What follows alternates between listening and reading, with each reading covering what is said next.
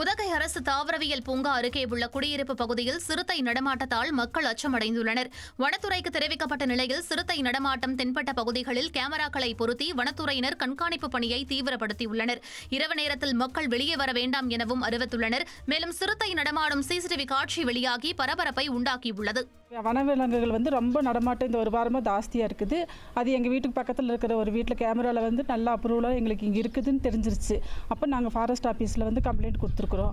அவங்களும் ஆக்ஷன் எடுக்கிறேன்னு சொல்லி போட்டு கேமராவெல்லாம் வீட்டில் வச்சுட்டு போயிருக்கிறாங்க. அந்த அதோட வழித்தடத்துலேயே 2 கேமரா செட் பண்ணி வச்சுட்டு போயிருக்கிறாங்க.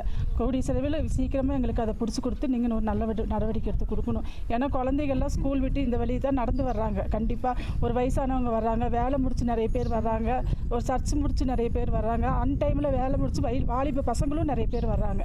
அதனால் எங்களுக்கு அதை சீக்கிரமாக பிடிச்சி கூண்டு பிடிச்சி ஏதோ ஒன்று பிடிச்சி எங்களுக்கு சிறுத்தை வந்தது எங்கள் வீட்டுக்கு தான் வந்திருந்தது. நாங்கள் அதோடைய காலடி தடம் பார்த்த உடனே நாங்கள் ஃபுட்டேஜில் பார்த்தோம் யார்கிட்டையும். அதனால் ஃபாரஸ்ட் டிபார்ட்மெண்ட்டுக்கும் நாங்கள் கொடுத்துருக்கோம் கம்ப்ளைண்ட்டு. அவங்க அப்போவே இம்மிடியேட்டாக அவங்க ஃபாரஸ்ட் டிபார்ட்மெண்ட் ஆக்ஷன் எடுத்திருக்காங்க. எடுத்து அந்த புதர் செடியை அவங்களே கொஞ்சம் கட் பண்ணி கேமராஸ் எல்லாம் வச்சுருக்காங்க. அதோடைய வழித்தடமும் அவங்க அந்த பக்மார்க்ஸ் இருக்குது. அதனால் அவங்க அதை வழித்தடத்தில் டெய்லி பார்த்துட்ருக்காங்க. சென்னை பெரம்பூரில் மும்பை கனரா வங்கியிலிருந்து பேசுவதாக கூறி 2 லட்சம் ரூபாய் பணத்தை ஏமாற்றிய நபரை போலீசார் வலைவீசி தேடி வருகின்றனர். பெரம்பூர் மாதவரம் நெடுஞ்சாலை பகுதியைச் சேர்ந்த பாலாஜியிடம் வாட்ஸ்அப்பில் வீடியோ காலில் பேசிய நபர் மும்பையில் உள்ள கனரா வங்கி தலைமை அலுவலகத்திலிருந்து பேசுவதாக கூறியுள்ளார். மேலும் பாலாஜியின் அக்கவுண்டில் கணக்கில் வராத பணம் அதிகம் இருப்பதாகவும் அவருக்கு அந்த பணம் வேண்டுமென்றால் உடனடியாக 2 லட்சம் ரூபாய் பணத்தை அனுப்புமாறும் தெரிவித்துள்ளார்.